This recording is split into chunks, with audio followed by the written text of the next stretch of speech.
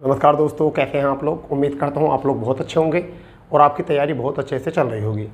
दोस्तों, UP triple pact के syllabus को कवर अप कर रहे हैं और कल हमारी क्लास थी समुद्रगुप्त को लेकर, और आज जो हमारी क्लास है वह है चंद्रगुप्त विक्रमादित्य, जिसे हम चंद्रगुप्त द्वितीय भी कहते हैं।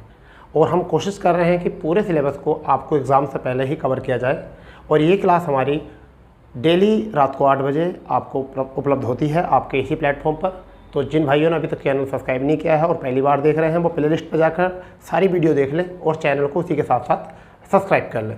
और सब्सक्राइब के साथ साथ आप बेल आइकन दबा देंगे, जिससे कि आने वाली प्रत्येक वीडियो का नोटिफिकेशन आपको सबसे पहले और सबसे तेज़ आपको मिलेगा। दोस्तों, तो हम बात कर रहे थे समुद्रगुप्त की। अंतिम क्लास जो थी वो हमारी समुद्रगुप्त की थी, और गुप्त वंश से केवल इन दो ही शासकों के बारे में उन्होंने सिलेबस में दिया है, एक तो समुद्रगुप्त और दूसरा हम बात करते हैं चंद्रगुप्त विक्रमादित्य। और यही दो ऐसे शासक थे जिन्होंने गुप्त वंश को स्वर्ण युग के रूप में देखा या उसे बनाया, या पूरे इतिहास में, प्राचीन इतिहास में गुप्त वंश को स्वर्ण युग के रूप में इन्हीं दो राजाओं के नाम से जाना जाता है, इन्हीं दो राजाओं की वजह से ही जाना जाता है। तो कल हमने बात की थी इससे पहली क्लास में समुद्रगुप्त की। तो आज हम बात करने वाले हैं कि क्या है। देखिए, समुद्रगुप्त के हम बात क्वेश्चन कहाँ तक शुरू करते हैं, यहाँ शुरू करते हैं। समुद्रगुप्त के दो बेटे थे, यानी कितने? दो बेटे थे, जिनमें से एक का नाम जो था वह नाम था रामगुप्त। क्या नाम था? रामगुप्त एक का नाम था, ठीक है। दूसरे का नाम जो था वह था चंद्रगुप्त द्वितीय, जिसे हम क्या कहते हैं, उपाधि जो दी गई थी वो क्या दी गई थी? विक्रमादित्य। क्या दी गई थी? विक्रमादित्य, ये उपाधि इनको दी गई थी, ठीक है। अब हम बात करने वाले हैं पहले रामगुप्त की, ठीक है। तो ये रामगुप्त क्या थे, कैसे इनकी कहानी? तो इनके लिए एक नाटक आपको याद रखना है, एक नाटक याद रखना है जिसका नाम है देवी चंद्रगुप्तम। देवी चंद्रगुप्तम, ठीक है। यहाँ से हमें साक्ष्य प्राप्त हुई इनके बारे में। रामगुप्त के बारे में एक नाटक है जिसका नाम है, ये नाटक एक तरीके से हम लिख सकते हैं नाटक। इससे हमें एक जानकारी प्राप्त होती है कि रामगुप्त क्या थे। तो मैं आपको बताता हूँ। रामगुप्त एक कमजोर और दुर्लभ या दुर्बल शासक था। दुर्लभ भी लिख सकते हो, दुर्लभ माने कमजोरी होता है, दुर्लभ शासक था। तो ये जो जानकारी मिलती है ये कहाँ से मिलती है? हमारी देवी चंद्रगुप्तम के नाम से मिलती है। फिर दूसरी बात यहाँ पर और क्या मिलती है? शकों से ये पराजित हो गया था। क्या हो गया था? शकों से पराजित हो गया था, और इतनी बुरी तरीके से पराजित हुआ कि शकों को अपनी पत्नी यानी कि ध्रुव देवी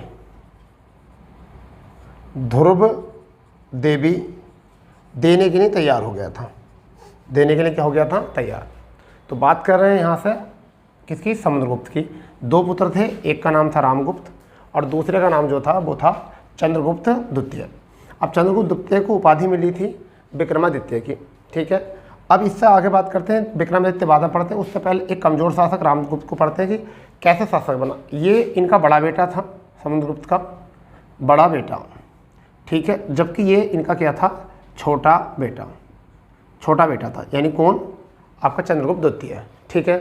अब एक नाटक है हमें देवी चंद्रगुप्तम। इससे साक्ष्य मिलते हैं कि रामगुप्त एक कमजोर, एक दुर्लभ शासक था और शकों से पराजित हो गया था। शकों से अपनी पत्नी, यानी शकों को अपनी पत्नी ध्रुव देवी देने के लिए तैयार हो गया था। अंततः होता है क्या कि शक इसमें विजय प्राप्त कर लेते हैं और इसकी पत्नी को जो है ले जाते हैं, ठीक है। और इसकी हो जाती है मृत्यु। रामगुप्त की होती है मृत्यु। तभी छोटे भाई को जो है इस अपमान का बदला लेना होता है, और यह शकों पर करता है विजय। क्या करता है? शकों पर विजय करता है, और उन्हीं शकों पर विजय करने के उपलक्ष्य में यह चांदी के सिक्के चलवाता है। कौन? चंद्रगुप्त द्वितीय जो है शकों का छोटा भाई है, अब इस अपमान का बदला लेगा, ठीक है। और शकों को ये पराजित कर देता है। पराजित करने के बाद में अपने बड़े भाई यानी कि किसकी? रामगुप्त की पत्नी को छुड़ा लेता है और उससे करता है फिर विवाह। उनकी विधवा से क्या करता है? विवाह करता है और उनको एक नई जिंदगी देते हैं, ठीक है। और शकों को पराजित करने पर ही शकों को पराजित करने पर ये चांदी के सिक्के जो है इस उपलक्ष्य में चांदी के सिक्के चलवाते हैं। तो फिलहाल में यहाँ तक की तो बात आपको समझ में आ चुकी होगी कि चंद्रगुप्त द्वितीय जो थे विक्रमादित्य किस तरीके से गद्दी पर बैठे, किस तरीके से गद्दी पर बैठे, ये बात आपको क्लियर पता चली होगी, इतनी बात है। ठीक है, चलिए अब यहाँ सीधे तौर पर हम आते हैं किसके ऊपर, चंद्रगुप्त द्वितीय, जिसके हम कहते हैं विक्रमादित्य को क्या है। ठीक है, ठीक है जी। तो हम बात करते हैं सबसे पहले चंद्रगुप्त द्वितीय, जिसे हम कहते हैं विक्रमादित्य। सारी बात हम यहाँ करने वाले हैं विक्रमादित्य। अब चंद्रगुप्त से पढ़ने से पहले आपको कुछ बातें पढ़नी पड़ेंगी। सबसे पहली बात जो है वो क्या पढ़नी पड़ेगी, देखिए पहली बात जो है आपको इनके लिए पढ़ने हैं कुछ साक्ष्य और कुछ अभिलेख। तो जैसे एक था आपका महरौली का अभिलेख, महरौली का अभिलेख, आपको ये जानकारी रखनी है। ठीक है, दूसरा अगर हम बात करेंगे तो उदयगिरी, किसका, उदयगिरी का स्तंभ, उदयगिरी का स्तंभ लेख, एक हमें ये बात जानकारी याद रखनी है। ठीक है, एक इन्हीं से जुड़ा हुआ जो है मथुरा का स्तंभ लेख। हम कहानी यहाँ से शुरू करेंगे इनका समझने के लिए। ठीक है, इनकी कहानी यहाँ से शुरू होने वाली है। अब देखिए क्या था, महरौली का जो अभिलेख था इससे क्या जानकारी मिलती है, इसमें एक चंद्र नामक राजा के विजय की कीर्ति क्या है, कीर्ति वर्णित थी, क्या थी, वर्णित। यानी कि महरौली के अभिलेख में, महरौली दिल्ली में है, महरौली के अभिलेख में जो आपको मिलता है चंद्र नामक एक राजा थे, उनकी विजय की कीर्ति का विवरण मिलता था। तो लोगों ने वहाँ से एक अनुमान लगाया कि चंद्र नाम के जो राजा थे उन्हें ही बाद में क्या जाना गया, या वो कौन थे, वो थे चंद्रगुप्त द्वितीय। वो कौन थे, चंद्रगुप्त द्वितीय। तो चंद्र नाम के राजा से पहचान करी किसकी, चंद्रगुप्त द्वितीय। तो पहली बात तो ये कि इनकी जो पहचान हुई चंद्रगुप्त की कि इसके बाद कोई चंद्रगुप्त राजा हुए थे। ठीक है, ये कहाँ से पता चला, हमारे पास एविडेंस कहाँ से आए हैं, महरौली के अभिलेख से एविडेंस आए हैं। ठीक है, इसके बाद में अगर हम बात करते हैं उदयगिरी अभिलेख में, तो यहाँ पर उदयगिरी अभिलेख में क्या दिया गया था, स्तंभ लेख में इसमें दिया गया था चंद्रगुप्त द्वितीय के विजय अभियानों का उल्लेख। किसका, विजय अभियानों का उल्लेख, अभियानों का उल्लेख मिला यहाँ पर। तो यहाँ से पता चला कि चंद्रगुप्त द्वितीय ने जितने भी अभियान किए उनमें सब में क्या मिली, उसको सफलता मिली। ठीक है, मथुरा जो स्तंभ लेख है वो क्या था, तो मथुरा स्तंभ लेख जो था पहला प्रमाणित गुप्त अभिलेख ये आपको मिलता है, गुप्त अभिलेख यहाँ से आपको ही मिलता है।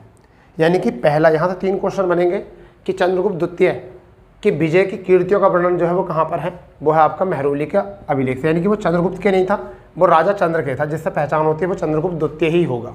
ठीक है, फिर विजय अभियान चंद्रगुप्त द्वितीय के जो थे उनका उल्लेख जो है वो कहाँ से है, उदयगिरी कहाँ पर है, कर्नाटक। कहाँ पर है भाई, कर्नाटक में है। उदयगिरी कहाँ पर है, कर्नाटक, चाहो तो लिख सकते हो इसको, कर्नाटक में है, का स्तंभ लेख से जानकारी मिली थी यहाँ पर। फिर मथुरा का स्तंभ लेख जो था वो पहला प्रमाणित जो है अभिलेख। सबसे जुड़ी बात है इनकी, सबसे अच्छी बात यह है। अब बात करते हैं यहाँ से चंद्रगुप्त द्वितीय का। अगर बात याद रखें, 2 बात याद रखनी है। एक तो बात याद रखनी है कुमारगुप्त, ये इनके पुत्र थे। कुमारगुप्त कौन थे, इनके पुत्र। ठीक है, और एक नाम याद रखना है, इनकी पुत्री था, क्योंकि जिनका इतिहास में जिक्र है, और किन्हीं का जिक्र नहीं है। ठीक है, और किसी का इतना जिक्र नहीं है। तो ये पुत्री का नाम क्या था, प्रभावती। ठीक है, इनकी जो पत्नी थी उनका भी आपको नाम याद रखना है, कुबेरनाग। क्या था, कुबेरनाग ऐसे लिख सकते हैं। तो इनकी ये कौन थी, पत्नी। तो यहाँ से ये बात नाम याद रखो 3, यानी कि पुत्र कौन थे, कुमारगुप्त, पुत्री कौन थी, प्रभावती, और पत्नी कौन थी, कुमारनागा। अब ये क्यों नाम जरूरी हैं, क्या ऐसा है, अब मैं आपको थोड़ा सा बता दूं कि चंद्रगुप्त द्वितीय की जो पहली राजधानी थी, अगर पहली राजधानी की बात करें, पहली राजधानी वो पाटलिपुत्र थी। पाटलिपुत्र पहली राजधानी क्या थी, पाटलिपुत्र। और द्वितीय राजधानी जो थी वो द्वितीय राजधानी क्या थी, उज्जैनिया। उज्जैनिया क्या थी? उज्जैनिया। तो ये भी बात याद रखनी है। कुछ इनके परिचय के बारे में हमने थोड़ा बात कर लिया है। क्या है? पुत्र कौन थे? कुमारगुप्त थे प्रथम। पुत्री कौन थी? प्रभावती थी। ठीक है। और पत्नी कौन थी? कुबेर नागा। और पहली राजधानी इनकी थी पाटलिपुत्र। और द्वितीय राजधानी कौन थी? क्या थी? उज्जैनिया। बाद में चल के यही जो है इनके प्रमुख शिक्षा के केंद्र बन जाते हैं। क्या बन जाते हैं? प्रमुख शिक्षा के केंद्र। यानी कि चंद्रगुप्त द्वितीय जो है अपने शासन में सबसे बड़ा महत्वपूर्ण शिक्षा केंद्र जो बनाता है वो किसे बनाता है? वो बनाता है पाटलिपुत्र और उज्जैनिया को। ठीक है। अब बात करते हैं कि इन्होंने अपने साम्राज्य का विस्तार कैसे किया। इन्होंने अपने साम्राज्य का, इतनी बात अगर हो गई हो तो आगे बढ़ते हैं। इन्होंने अपने साम्राज्य का जो है विस्तार किस तरीके से करा, तो वही बात हम बताने वाले हैं जिसे कह सकते हैं विस्तार या साम्राज्य किस तरीके से बढ़ाया इन्होंने। क्योंकि इनके समय में साम्राज्य का सबसे ज़्यादा विस्तार हुआ। ठीक है। सबसे ज़्यादा साम्राज्य का क्या हुआ? विस्तार हुआ। तो हम इससे पढ़ सकते हैं साम्राज्य विस्तार। अब साम्राज्य विस्तार क्या था? पहले एक नीति हुआ करती थी साम्राज्य विस्तार की, विवाह संबंधी नीति। तो यहाँ पर इनकी एक नीति आई जिसे हम कह सकते हैं विवाह संबंधी नीति। विवाह संबंधी नीति। ठीक है। जिससे क्या हुआ? इन्होंने अपने राज्य विस्तार को बढ़ाया। और विवाह संबंधी नीति का मतलब यहाँ पर क्या हुआ था कि पहला जो इनका शासन हुआ था वो वह किनसे हुआ था? नाग वंशों से इनका संबंध हुआ था। किनसे? नाग वंशों से। ठीक है। एक तो ये थे नाग वंश, दूसरे जो थे वो कौन थे? वाकाटक। कौन से थे? वाकाटक वंश के। तीसरे जो थे वो कौन थे? कादम्ब। कादम्ब। ठीक है। ये तीन थे।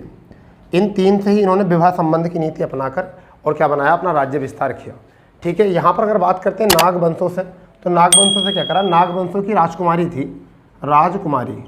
ठीक है। राजकुमारी जिनका नाम क्या था? कुबेर नागा। कुबेर नागा। ठीक है। यह इनसे कर लेते हैं विवाह। कौन का विवाह जो होता है किससे होता है? चंद्रगुप्त विक्रमादित्य यानी कि द्वितीय का। चंद्रगुप्त द्वितीय जो करते हैं क्या करते हैं? इनके साथ क्या कर लेते हैं? विवाह कर लेते हैं। किसके साथ? कुमारी राजकुमारी कौन थी? कुमार नागा। तो यहाँ से ये जो हुई चंद्रगुप्त द्वितीय की, नागवंश तो हो गए ससुरालिया। ठीक है। अब नागवंश के जितने भी राजा थे जब दक्षिण भारत में शासन कर ही रहे थे, तो यहाँ से क्या था कि इन्होंने यहाँ से विस्तार कर लिया था किसका? कि नागवंश अब तो इन्हें कुछ कहने वाला है नहीं। वाकाटक की अगर हम बात करें, यहाँ वाकाटक वंश जो है बहुत चर्चा में रहा था। वाकाटक वंश जो था, तो यहाँ पर क्या था कि अपना पुत्र जो हम कह सकते हैं पुत्र, यानी कि अपनी वाकाटक में क्या था कि जो उनके राजकुमारी थी, कौन थी वाकाटक में? जो रुद्रसेन प्रथम की बात हम करें, किसके? राजा यहाँ के एक थे, कौन? राजा रुद्रसेन। रुद्रसेन प्रथम। इनका विवाह जो होता है, इनका विवाह किससे हो जाता है? प्रभावती से। प्रभावती से। अब ये देखिए यहाँ पर क्या हुआ, नागवंशों में तो अपनी ससुराल बनाई नागा, कुबेर नागा से, और वाकाटकों से वहाँ के जो राजा थे कौन थे? रुद्रसेन प्रथम, और उनसे विवाह किसका कराया? प्रभावती का, यानी कि अपनी पुत्री का। तब यहाँ से संबंध हो गया। अब यहाँ से कादम्ब लोगों से कैसे करा इन्होंने? तो कुमारगुप्त जो इनके पुत्र थे, कौन? कुमारगुप्त जो इनके पुत्र थे। ठीक है। ये कुमारगुप्त वही हैं जिन्होंने नालंदा विश्वविद्यालय की स्थापना की थी। ये वही है, क्या है? नालंदा विश्वविद्यालय की स्थापना की थी। चलो मैं इसे इधर लिख देता हूँ। तो कुमारगुप्त ने की थी नालंदा विश्वविद्यालय की क्या करी थी? स्थापना। ठीक है। इन्होंने की थी नालंदा विश्वविद्यालय की स्थापना, किसने? कुमारगुप्त ने।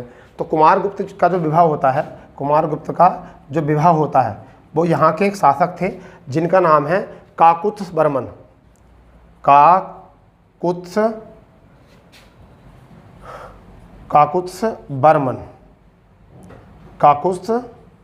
बर्मन की पुत्री।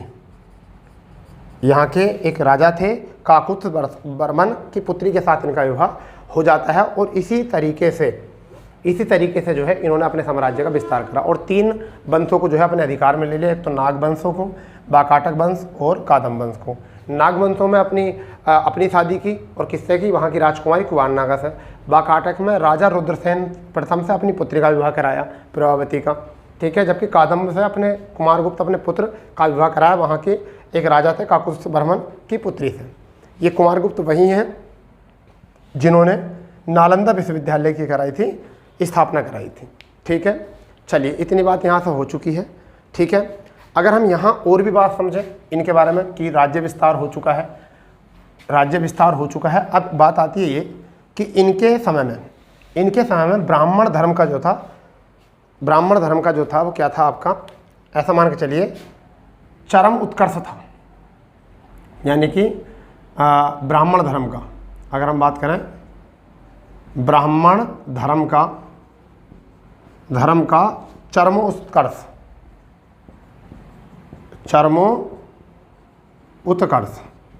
ठीक है भैया, ये था इनका चरमोत्कर्ष। और ये चरमोत्कर्ष इसलिए था क्योंकि इनके दरबार में, इनके क्या थे, दरबार में नवरत्न रहते थे। कौन रहते थे, नवरत्नों का जिक्र था। कितना, नवरत्नों का। नवरत्न मतलब 9 दरबारी इनके दरबार में रहते थे, जिनको ये क्या करते थे, नवरत्न की संज्ञा देते थे। और नवरत्न मतलब 9 मंत्रिमंडल में थे, इनके कैबिनेट में 9 इनके कैबिनेट में थे। और उन कैबिनेट में हमें नाम पता होना चाहिए कि वो कौन कौन थे नवरत्नों में। ठीक है भाई, तो अगर हम यहाँ नवरत्नों की बात करें तो पहले नंबर पर जो व्यक्ति थे वह कौन थे, वो थे, आपको याद रहा होगा, कालिदास। सबसे पहले एग्जाम में क्वेश्चन यही आता था, कालिदास।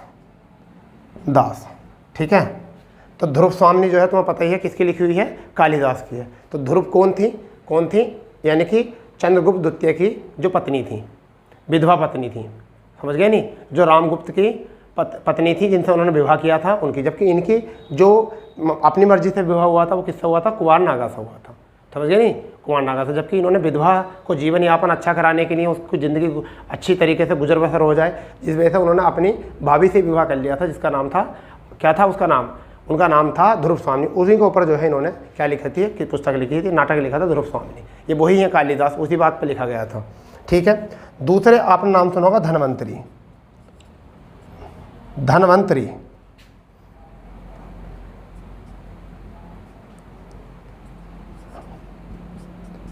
धनवंतरी का नाम सुना होगा आपने, यहाँ से इनके दरबार में थे धनवंतरी। ठीक है, एक आपने नाम सुना होगा बररुच या बररुचि, ये हो गए 3। चौथे में आपने एक नाम सुना होगा बरहा मिहिर।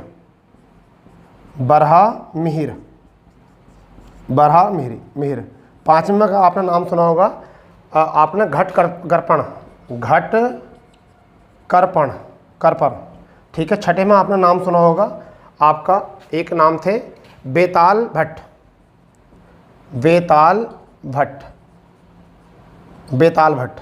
7वें में नाम अगर सुना होगा तो आपने छपड़क थे शायद, छपड़क। ठीक है, 8वें में अगर नाम सुना होगा आपने तो अमर सिंह ये थे। ठीक है, और 90 में जो आपने नाम सुना होगा वो नाम सुना होगा शंकु। ठीक है भैया, तो ये थे 9 रत्न।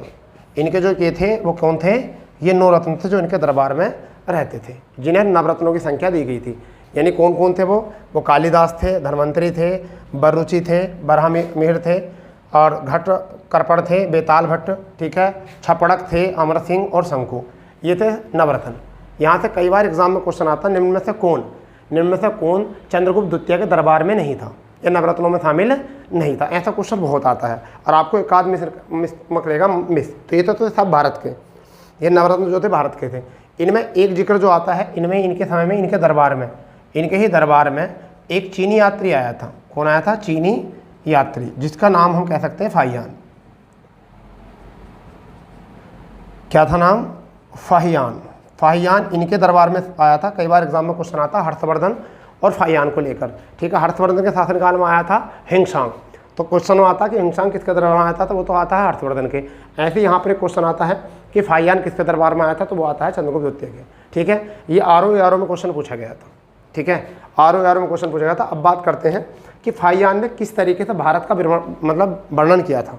ठीक है, चीन में जाकर किस तरीके से भारत का वर्णन किया था कि भारत क्या है।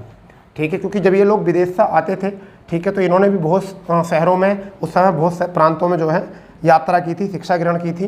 ठीक है, इन्हीं ने किस तरीके से भारत को जो है प्रस्तुत किया अपनी ग्रंथों में। ठीक है, किस तरीके से अपने ग्रंथों में जो है प्रस्तुत किया। अब हम बात करने वाले हैं उन्हीं की। तो किसकी बात कर रहे हैं हम बात करने वाले हैं फाहियान की।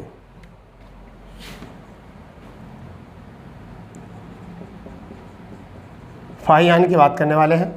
और फाहियान क्या थे, सबसे पहले इनके बारे में समझते हैं। यह एक चीनी यात्री थे। यह क्या थे, चीनी यात्री थे और इनका समय जो था वो 399 से लेकर 399 AD से लेकर 414 AD तक था, 414 AD तक था। ठीक है, अब इसने क्या कहा था, इसने कहा था मध्य देश, भारत को क्या कहते थे, मध्य देश, ब्राह्मणों